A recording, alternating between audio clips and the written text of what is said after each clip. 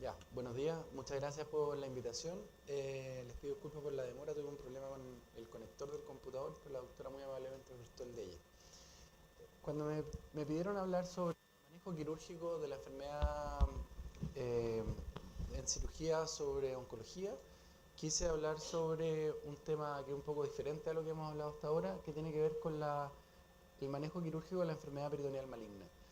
Podríamos haber hablado de a lo mejor laparoscopía, cirugía robótica, pero creo que esas son más bien técnicas para lograr un objetivo y que no es algo propiamente diferente, como si es esto y más novedoso.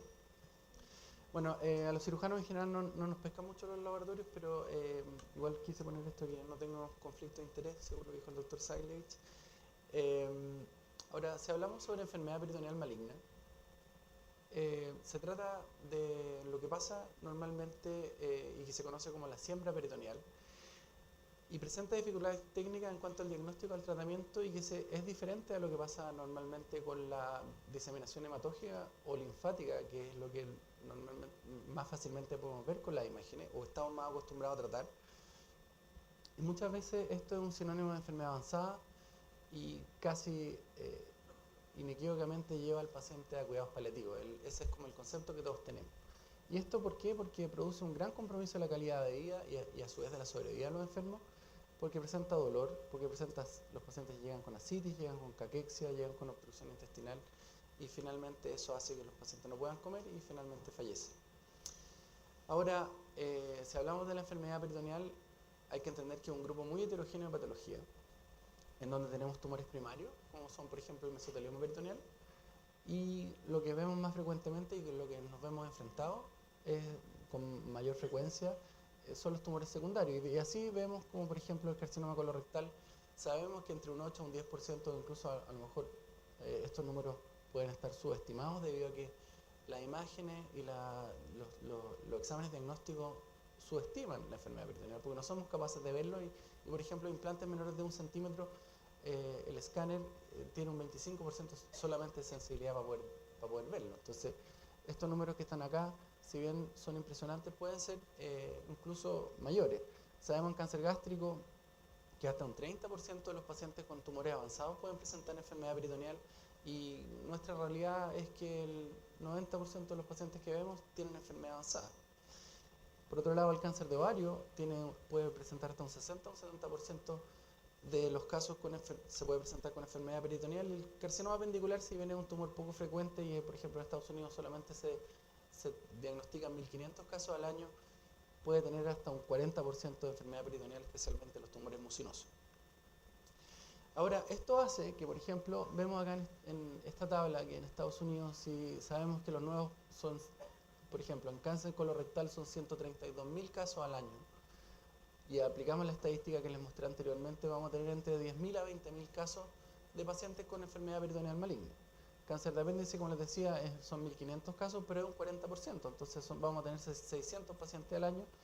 En cáncer gástrico, 4.000 pacientes, en cáncer de ovario, 12.000 pacientes, o el mesotelioma peritoneal como un tumor primario, como les dije anteriormente, vamos a tener 350 casos. Lo que hace que el número de pacientes no sea poco. Y las herramientas terapéuticas para estos enfermos no son muchas. Entonces, bueno, tuve el privilegio de participar de esto que fue un consenso que se llevó a cabo en la ciudad de Chicago, en la Universidad de Chicago el año pasado, y lo que se hizo fueron los médicos que trataban enfermedad peritoneal y se pusieron de acuerdo para poder establecer guías de tratamiento y esto está a puertas de ser publicado en el Annals of Surgical Oncology ahora luego. Y les voy a hablar un poco de estas guías clínicas y los algoritmos en los cuales estuvimos trabajando también. Esto, este mayor número de evidencias, estos son los resultados del PubMed, si buscamos citorreducción o HiPEC, o que ya les voy a ir explicando más adelante de lo que se trata, vemos que en los últimos, no sé, 40 años hay una explosión en el número de publicaciones y esto ha hecho que ha habido un cambio en el paradigma en el manejo de la enfermedad peritoneal maligna y ya no necesariamente estos pacientes van directamente a cuidados paliativos, sino que tenemos algunas herramientas que podemos tratar. En casos seleccionados podemos hablar de oligometástasis y no de una enfermedad diseminada o de una etapa terminal del enfermo, sino que podemos tratarlos como oligometástasis, como lo mismo tratamos las metástasis colorectales en el hígado o las metástasis colorectales en el pulmón, en donde podemos ir y resecar esta enfermedad. Este es el concepto nuevo en relación a la carcinomatosis o la metástasis peritoneal. Y en ese sentido tenemos dos pilares de tratamiento, en donde la primera, y yo diría que es la más importante, es la cirugía de citorreducción, y después, sumado a esto, la mayor parte de las veces van de las dos de la mano, hacemos quimioterapia intraperitoneal hipertérmica, que quiere decir aplicar en la cavidad peritoneal, quimioterapia a temperatura alta, que es alrededor de 42 grados, por un periodo determinado de tiempo. Ahora, esto no es para todos los pacientes, y esto es un concepto muy importante que tenemos que entender y que tiene que ver con factores del paciente, factores de la enfermedad y factores técnicos que nos va a hacer tomar la decisión de decir a este paciente sí lo voy a tratar en forma agresiva, sí vamos a tratar esto como una enfermedad oligometastásica y no como algo diseminado. Entonces, si lo miramos desde el punto de vista de factores del paciente, se da un paciente que esté en buenas condiciones generales, que tenga un buen performance status, que tenga un bajo riesgo anestésico, que no tenga comorbilidades descompensadas, que lamentablemente muchas veces los pacientes que llegan en esta etapa los vemos no muy bien, ¿cierto? Sin una comorbilidad grave y una buena condición psicosocial para poder enfrentar este tratamiento. Factores de la enfermedad, por supuesto, que no tenga enfermedad extraperitoneal, y yo diría dentro de todo esto lo más importante es la histología y la biología tumoral de la enfermedad. Es distinto tratar una carcinomatosis peritoneal o metástasis peritoneales en un cáncer de páncreas que en un cáncer de Méndez. Esas son patologías totalmente diferentes. Que tengamos baja o moderada carga tumoral, y eso lo vamos a ver a través del índice peritoneal, que les voy a explicar más adelante de qué es lo que se trata. Y de factores técnicos, que es lo que nos compete a nosotros los cirujanos, que tenga escasa enfermedad mesentérica, porque es muy difícil poder resecar el mesenterio, que tengamos una alta probabilidad de citorreducción completa, es decir, que el paciente que es R0 o CC0, como se dice en la cirugía peritoneal, que también les voy a explicar de lo que estamos hablando, que no tengamos que hacer grandes resecciones intestinales para evitar problemas como el síndrome de intestino corto, y que tengamos una morfología o una histología favorable, es decir, los pacientes con enfermedad mucinosa tienen mejor pronóstico y se ven mejor beneficiados con estas terapias que los pacientes que tienen tumores no mucinosos. En ese sentido me gustaría hablar un poco, como marcar un concepto que es el pseudomixoma peritoneal. Esto es algo que todo el mundo o mucha gente habla, pero hay que entender que el pseudomixoma peritoneal es solamente una entidad semiológica. Decir pseudomixoma peritoneal es como decir dolor abdominal, como decir fiebre. ¿Qué es lo que quiere decir? Que hay mucina en la cavidad peritoneal, y como les dije antes, es muy diferente tener un pseudomixoma peritoneal de origen pancreático o de origen apendicular. Y en ese mismo sentido, la misma clasificación para los tumores apendiculares con compromiso peritoneal es muy compleja y habla de mucina acelular. Me gustaría que, no sé si hay algún patólogo acá, que habla de enfermedad peritoneal de bajo grado o de alto grado o con célula anillo 6. O sea, se dan cuenta que la clasificación es un poquito más compleja que solamente hablar de pseudomixoma peritoneal. Por lo tanto, en general, si no queremos hablar de algo semiológico, no usemos este concepto y usemos términos que son más técnicos, que son los que ven acá atrás.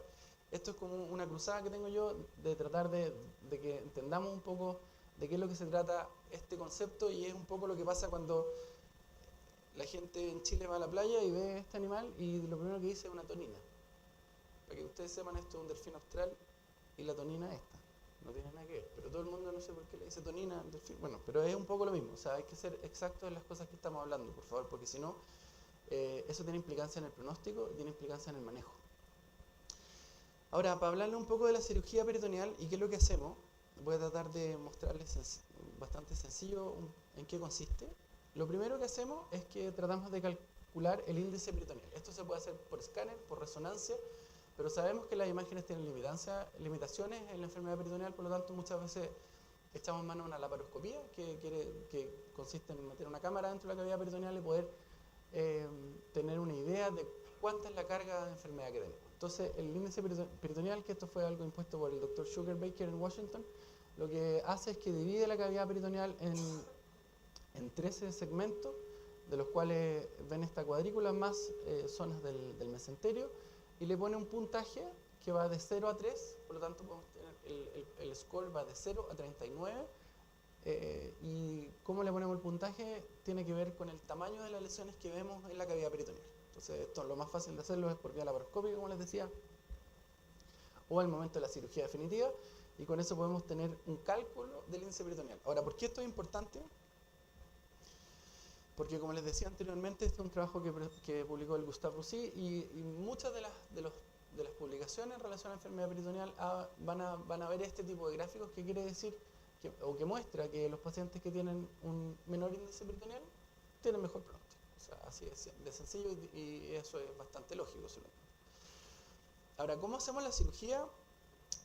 La peritonectomía radical, que es sacar todo el peritoneo, que a muchos les cuesta entender, pero lo que hacemos es que hacemos una incisión y entramos no directamente a la cavidad peritoneal, sino que nos vamos por un plano preperitoneal, y así constituimos, en el caso de que sea necesario hacer una peritonectomía radical, muchas veces vamos y solamente sacamos la enfermedad, pero si es que hay que hacer una peritonectomía radical, se puede hacer. Y como ven acá, aquí están puestos los separadores, aquí está la cabeza del paciente, aquí están los pies, y se conforma un saco peritoneal, es decir, la disección va por un plano preperitoneal, y de esa manera podemos llegar hasta ambos flancos sin problema, disecando todo el peritoneo. Y así vemos, por ejemplo, acá en el cuadrante superior derecho, cómo tenemos, lamentablemente no se ve muy bien, pero aquí tenemos el diafragma completamente disecado del peritoneo. Se ve el riñón derecho, la glándula adrenal, el duodeno. Aquí podemos ver el duodeno, la vena cava, que está completamente expuesta debido a que todo el peritoneo del cuadrante superior derecho ha sido resecado. Lo mismo podemos hacer al otro lado, donde tenemos el vaso acá y vemos el diafragma sin peritoneo. Si tenemos que hacer resecciones de órganos, lo ideal es hacer esto en bloque, y aquí vemos una peritonectomía en la pelvis, donde además de esto tenemos un segmento de sigmoide, un segmento de ciego, que están adheridos acá con implantes peritoneales, y lo que se hace es que se saca todo esto en bloque formando como un embudo, y de esta manera tenemos la pieza operatoria con el sigmoide, una resección anterior de recto, el pedazo de ciego que estaba pegado con el implante, todo dentro de este embudo que está cubierto por peritoneo.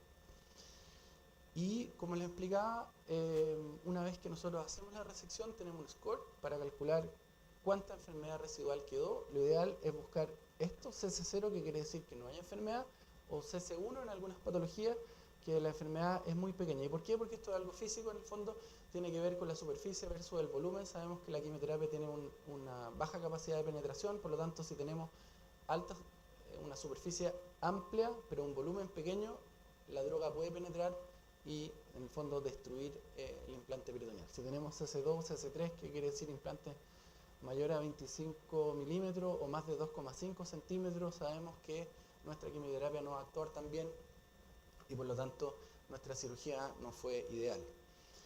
Y esto también, que también lo van a ver en los trabajos que hablan de enfermedad peritoneal maligna, también se relaciona con la sobrevida. Una vez que tenemos completa la citorreducción, utilizamos esta u otra máquina, que en el fondo lo que hace es calentar la mezcla de quimioterapia, la hace circular por el abdomen, y después la puede recuperar y lavar la cavidad. Si no tenemos esta máquina, que es como el ideal, hemos usado, al principio nosotros partimos usando las máquinas de circulación extracorpórea de cardiocirugía, que tienen algunos problemas en relación a alcanzar la temperatura adecuada, pero se puede hacer, y así fue como hicimos el primer caso en Chile, que está publicado, utilizando una máquina de circulación extracorpórea. Hoy en día en el hospital podemos contar con una máquina especializada para hacer HIPEC, la cual se arrienda, vienen, ponen todos los insumos, hacemos el procedimiento y después la máquina se la lleva. Entonces, ¿cuál es la ventaja? Que la hipertermia produce una vasodilatación de los tejidos, permite una mejor penetración de la quimioterapia, por su cuenta además produce cierto grado de citotoxicidad, y al usar la quimioterapia dentro del peritoneo podemos tener menos efectos adversos, tenemos mejor penetración de las drogas, como les decía, evitamos la membrana o la barrera entre el peritoneo y el tumor, y logramos una mayor efectividad local, que eso no lo logra la quimioterapia sistémica para estos pacientes. Y esto también hay distintas formas de hacerlo, pero como ustedes ven, acá está abierta la cavidad. Lo que hacemos es que introducimos las sondas que vienen de la máquina, que van a entregar la quimioterapia, y nosotros utilizamos la técnica cerrada, que es un poco más segura desde el punto de vista de que no se vaporice la quimioterapia, no hay menor riesgo de derrame, qué sé yo. Y esto, según el esquema que utilizamos, se deja en la cavidad por un tiempo determinado. Aquí tenemos distintas drogas que podemos usar cisplatino, carboplatino, mitomicina C, que es lo que más se usa en Estados Unidos. Los europeos en general usan más platino asociado a drogas endovenosas. La mitomicina es más sencilla de utilizar, es una dosis fija y se utiliza sin la necesidad de acompañarlo con alguna otra droga por vía endovenosa y tiene menos efectos adversos como el cisplatino, por ejemplo, que produce o puede producir falla renal. Eso en términos de la cirugía propiamente tal. Ahora, ¿qué es lo que dice la evidencia y qué es lo que hemos visto en el último tiempo? Es que, por ejemplo, les voy a hablar bien brevemente de algunos trabajos que son como importantes en esta enfermedad. Voy a partir por el cáncer de ovario. Afecta, como sabemos, 220.000 mujeres al año en el mundo y un alto porcentaje de estas mujeres se presentan en una etapa avanzada y es la cuarta causa por muerte por cáncer en mujeres. Como ven acá, tenemos las imágenes, que es lo que normalmente vemos, gran compromiso de enfermedad peritoneal en el diafragma, el omental cake, como se dice, que es una masa de cáncer, en el fondo asociado al epiplón. Y esto hace que las posibilidades de tratamiento sean muy complejas. Entonces, en ese sentido, el año pasado salió este trabajo presentado en el New England, en donde lo que hicieron fue randomizar un estudio multicéntrico randomizado que randomizó 245 pacientes y usaron HIPEC con cisplatino a 100 miligramos por metro cuadrado por 90 minutos al momento de la cirugía de intervalo y versus cirugía tradicional sin HIPEC. Y posterior a eso y antes los pacientes iban a quimioterapia, o sea, hacían 3 ciclos de quimioterapia, se hacía la cirugía y 3 ciclos más y un 90% en el fondo completaron 6 ciclos de quimioterapia. Y lo que mostró este trabajo, que es muy interesante y produjo un cambio un poco en el paradigma de esta cirugía, es que los pacientes que iban a quimioterapia, a cirugía de citorreducción, que es un poco lo que les mostré antes, asociado a HIPEC, andaban mejor en términos de recurrencia y andaban mejor en términos de sobrevida global. Que esto fue bastante, y esto también se replicó para el análisis de subgrupos, donde se vio que la cirugía asociada a quimioterapia intraperitoneal fue mejor para todos los subgrupos de pacientes. Y así fue como en Chicago, por ejemplo, se hizo este algoritmo de manejo de los pacientes con enfermedad peritoneal asociado a cáncer de ovario, y lo que se definió luego de mucho trabajo, y esto va a ser sponsoreado por la Sociedad Americana de Ginecología Oncológica, de que los pacientes que no podían hacer una cirugía de R0, o sea, que quiere decir que sin enfermedad, de entrada, estos pacientes, por la gran carga de enfermedad, iban a ir a quimioterapia primero, y si es que la paciente no progresaba o había cierto grado de respuesta, en ese caso, y si se suponía que esta paciente podía quedar R0 con la cirugía, en vez de hacer cirugía sola, se hacía cirugía asociada a quimioterapia intraperitoneal. Y este va a ser el algoritmo que se va a publicar y está, como les decía, esponsoreado por la Sociedad Americana de Ginecología Oncológica. Ahora, en cáncer colorectal, no sé si alguien ha leído el trabajo que se publicó, o el abstract que se publicó el año pasado en ASCO, y lo que hablaban es que se hizo en el Gustave Roussy también, que ellos han sido impulsores de la terapia de HIPEC, pero se hizo un fase 3, un estudio fase 3 que randomizó pacientes a cirugía pacientes con cáncer colorectal y enfermedad peritoneal a cirugía de citorreducción versus cirugía de citorreducción asociado a HIPEC. Ahora, el background de esto fue porque los holandeses publicaron en el 2003 y luego en el 2008 hicieron el seguimiento a largo plazo de estos pacientes con cáncer de colon y que se hizo citorreducción más HIPEC versus quimioterapia estándar, y vimos que los pacientes que se hizo citorreducción y HIPEC tuvieron una sobrevida mucho mejor, y lo mismo mostraron algunos trabajos retrospectivos. Ahora, ¿qué es lo que se criticó al trabajo holandés? Es que los pacientes que de la rama de quimioterapia estándar iban a quimioterapia bastante tradicional y no los nuevos agentes quimioterapéuticos que tenemos hoy en día.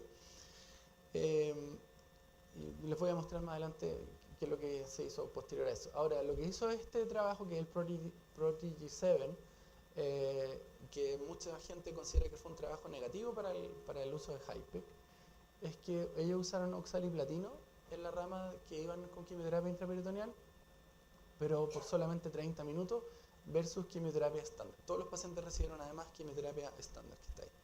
Y lo que mostró es que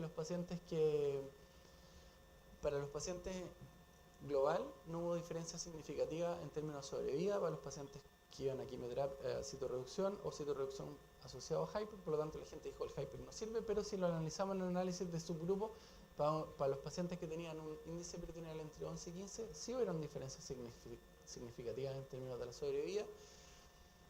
Y en ese sentido, lo que me gustaría mostrarles un poco, para resumir el tema del cáncer colorectal y esta cirugía de citorreducción, es que si vemos, este es un gráfico de cascada que se llama, y estos son todos los estudios que han publicado algo en relación a sobrevida asociado a la cirugía de citorreducción y HIPEC, y lo comparamos con la línea amarilla, que es terapia FOLFOX o FOLFIRI, que es como la terapia convencional, y la que gente decía, claro, es mucho mejor la citorreducción y el HIPEC, porque solamente se comparó con FOLFOX, y hoy en día tenemos bevacizumab, etc. Pero si vemos la línea punteada, esto es como el promedio de mediana sobrevida de los pacientes que tienen FOLFOXIRI, que es la última línea de tratamiento asociado a bevacizumab o Avastin, y vemos que en el último tiempo los estudios de citorreducción y HIPEC demuestran mejor sobrevida que solamente dar quimioterapia. También hay que entender que muchos de los pacientes que entran a estos trials de quimioterapia en enfermedad avanzada, los pacientes con enfermedad peritoneal están poco representados en nuestros trabajos porque no tenemos muchas veces enfermedad medible. Entonces esos pacientes no entran a estos estudios, por lo tanto las cifras que tenemos de sobrevida en los trials de quimioterapia sistémica muchas veces subrepresentan a los enfermos de metástasis peritoneales porque no los están incluyendo. Y es por eso que muchas veces cuando hacemos citorreducción en estos pacientes y HIPEC podemos tener buenas respuestas y que superan ampliamente el manejo con solamente quimioterapia sistémica. Ahora, muy breve en relación al cáncer gástrico, tuvimos un paciente el otro día que se planteó hacer esto. En general, como sabemos, es la primera causa de muerte por cáncer en Chile y tiene hasta, como les dije anteriormente, hasta un 30% presenta enfermedad peritoneal al momento del diagnóstico, y una vez que esto está positivo, la sobrevida es de solo 6 a 15 meses. Entonces, hay un fase 3 que se hizo en China y que, si bien los resultados no son tan espectaculares como lo que vimos en ovario o lo que vimos en colon, sí para ciertos pacientes muy puntuales hay un beneficio de sobrevida para estos pacientes que son sometidos a tratamiento. Ahora, hay que ser cauto porque no todos los pacientes son iguales. Este es un trabajo que se hizo en Francia, que es un multicéntrico, pero es retrospectivo. Y como vemos, también hay cierto grado de beneficio en la sobrevida para los pacientes con cáncer gástrico y enfermedad peritoneal, pero solo si estos pacientes tienen un índice peritoneal bajo, es decir, muy poca enfermedad. Son en general pacientes con tumores sincrónicos, no son pacientes que nosotros lo operamos de cáncer gástrico y al año hacen carcinomatosis peritoneal. Sabemos que esos pacientes son enfermos diferentes y que evolucionan distinto desde el punto de vista de la biología tumoral, y muchas veces esos enfermos no son candidatos a esto. Pero si tenemos un paciente que tiene una enfermedad sincrónica peritoneal, sin metástasis extraperitoneales, que tiene un índice peritoneal bajo y que sabemos que puedo, desde el punto de vista quirúrgico, dejarlo sin enfermedad, estos serían los pacientes que sí se podrían beneficiar. Distinto a lo que presentaba el MD Anderson, que casi que le hacían HIPEC y quimioterapia y citorreducción a todos los enfermos. Creo que eso es un poco doblar un poco la mano más allá de lo que nosotros tenemos que hacer, y puede traer más problemas que beneficios. Y esto es lo que se hizo, de nuevo, lo que se planteó en Chicago. Y como ven, los pacientes que se presentan con enfermedad peritoneal, sincrónico con cáncer gástrico, que van a quimioterapia estándar por 6 meses y muestran enfermedad estable o algún grado de mejoría, pudiesen ser candidatos, si tienen bajo índice peritoneal, a una citorreducción,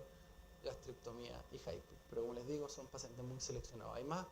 Hay mucha más información en relación a esto. Podemos hablar mucho rato, por ejemplo, del mesotelioma, de los sarcomas, los GIST y otras enfermedades más que no son tan susceptibles a este manejo, pero quise resumir un poco estos tres grandes grupos de pacientes que son las pacientes con cáncer de ovario, los pacientes con cáncer de colon y gástrico, que es lo que nos toca ver más seguido. Así que darles las gracias nuevamente al comité organizador por la invitación. Quería contarles que si bien esto parece ser algo muy complejo y muy sofisticado, en el hospital tenemos la posibilidad de hacer este manejo, y si alguien tiene la sospecha de un paciente que pueda ser candidato, por favor no duden en escribirnos, y nosotros encantados los podemos ver en nuestro policlínico. Y si alguien también tiene algún paciente hospitalizado que crean que pueda ser candidato a esto, nosotros estamos abiertos a recibir a cualquier tipo de paciente. Muchas gracias.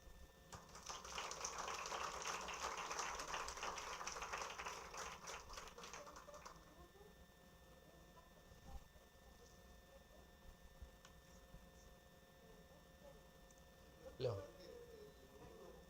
El único hospital donde se hace HIPEC acá en Chile es acá, ¿no? Sí, yo creo que sí, en forma activa, sí. No sé, El Salvador, yo sé que en algún minuto tuvieron posibilidad de hacerlo, pero yo la verdad que desconozco si lo han sido. O sea, me parece que no, porque no lo he visto en las publicaciones ni nada. Lo encuentro fantástico, creo que esto amerita que hagan alguna publicación en algún momento, porque también tiene muchos detractores y de alguna manera hay que demostrar que realmente es algo efectivo, y eso Sí. significa Yo creo que tiene que publicar. ver también un poco con qué es lo que nosotros creemos. O sea, muchas veces le damos quimioterapia, o no acá, pero se indica en tratamientos de tercera, cuarta línea, inmunoterapia a pacientes con enfermedad peritoneal, siendo que sabemos que la evidencia para eso tampoco es tan fuerte.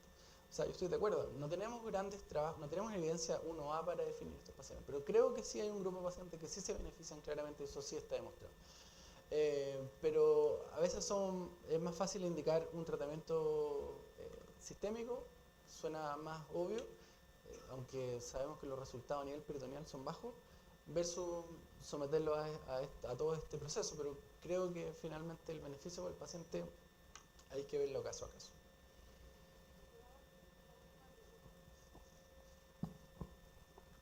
Hola, gracias. Te quería preguntar, ¿cuántos pacientes has tenido tú la oportunidad de hacer este procedimiento acá en el hospital? Acá en el hospital llevamos 5 enfermos, hemos tenido buenos resultados desde el punto de vista de la morbilidad, y bueno, afuera hemos hecho ¿Y un de poco qué más de origen casos. era el primario? Colorectal, mesotelioma peritoneal y eso principalmente. Hay 2 pacientes con mesotelioma peritoneal y 3 pacientes con cáncer de colon. Ok, gracias.